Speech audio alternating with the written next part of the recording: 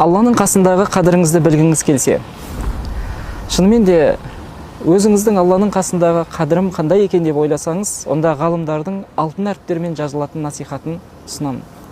Ғалымдар айтады, егер де сен өзіңді Алланы еске алумен шұғылдандыратын болсаң, яғни әртүрлі зікірлерді айту арқылы, онда біл, Аллах тағала сені еске алғысы келгені. Ал егер сен өзіңді Құран оқумен шұғылдандыратын болсаң, дәл сол сәтте Аллах тағала сенімен сөйлесуді қалағаны. Ал егер оған бой ұсыну, құлшылық жасаумен өзіңнің шұғылдандыратын болсаң, онда Аллах тағала сол сәтте сені өзіне қарай жақындатқысы келгенін біл. Егер де ақиреттік істерді, Аллаға құлшылық етуді тастап, бүкіл уайымың дүние болып, дүниемен ғана өзіңді шұғылдандыратын болсаң, онда Аллах тағала сені өзінен алыстатқысы келгені.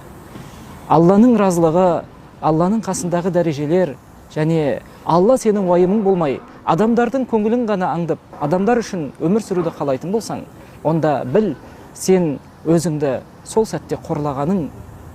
Ал енді бір қажетің болып, Алладан дұға етумен өзіңді шұғылдандырар болсаң, онда біл, сол сәтте Аллах тағала саған сол сұрап жатқан нәрсені бергісі келгені дейді. Міне, біз өзімізді не нәрсемен шұғылдандырып жүрміз?